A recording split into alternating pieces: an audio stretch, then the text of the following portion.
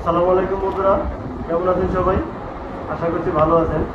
বন্ধুরা, আজকে আমি আপনাদের সামনে আবার উপস্থিত হয়েছি নতুন একটা ভিডিও নিয়ে। তো আজকে আমি আপনাদেরকে দেখাবো ফ্লাশ সিমার অথবা এলডি মেশিন প্যাকেসাস। আমাদের মডেল নাম্বার হচ্ছে FS703P/G2B।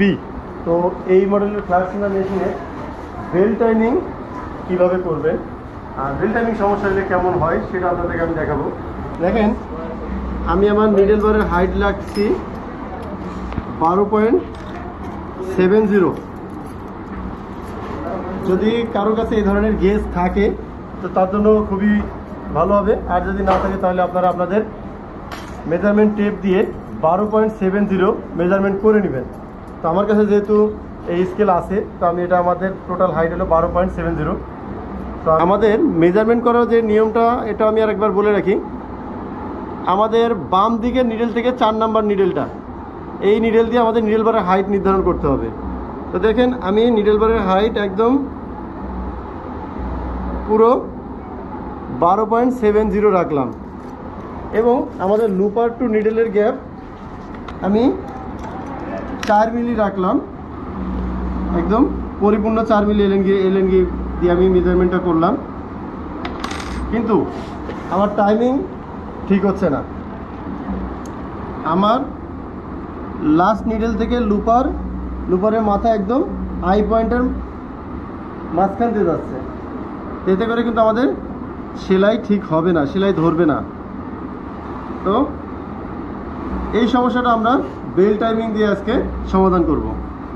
বেল টাইমিংয়ের জন্য এই পাশে যে 4টা স্ক্রু আছে, এখানে দুইটা এবং এখানে দুইটা, এই 4টা স্ক্রু হলো আমার লুপার সামনে পিছে মুভিং করার জন্য। আর এই পাশে এই যে একটা এলএনগি আমরা দেখতে পাচ্ছি, এলএনগি স্ক্রু, 3 মিলি এলএনগি স্ক্রু। এই পরে আরও একটা স্ক্রু আসবে, পরপর দুইটা। এই দুইটা হচ্ছে আমাদের নিডেল বার আপ ডাউন করার জন্য। তো আমরা লুপারের যে 4টা স্ক্রু আছে, এই 4টা স্ক্রু ভালোভাবে লুজ দিয়ে নিছি। এবার লুজ দিয়ে নিলাম, নেওয়ার পরে এইটা দেখেন। তো দেখেন বন্ধুরা, এই যে আমাদের এখন কিন্তু আমাদের এই যে লুপার কিন্তু ডাইনে বায়ে মুভ করতেছে। লুপারের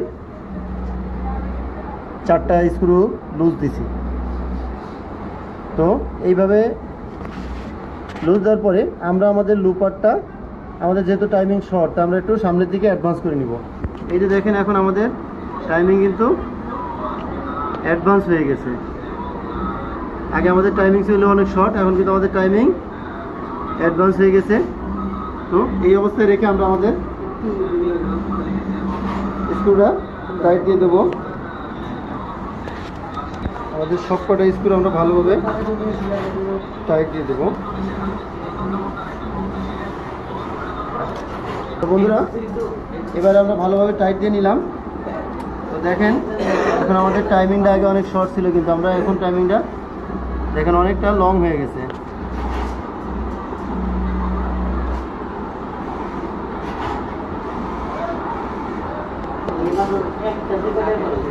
তো এই অবস্থায় রেখে এবার আমরা আপনাদেরকে একটু সেলাই করে দেখাবো।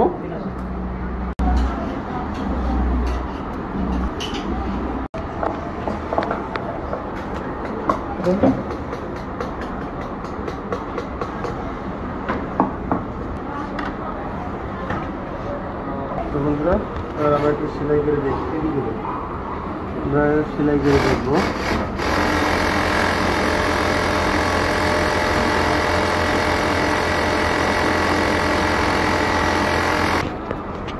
বন্ধুরা, এই ছিল আমাদের আজকের ভিডিও। আশা করি সবার উপকারে আসবে। এই বলে আমাদের আজকের ভিডিও এখানেই শেষ করছি। আল্লাহ হাফেজ।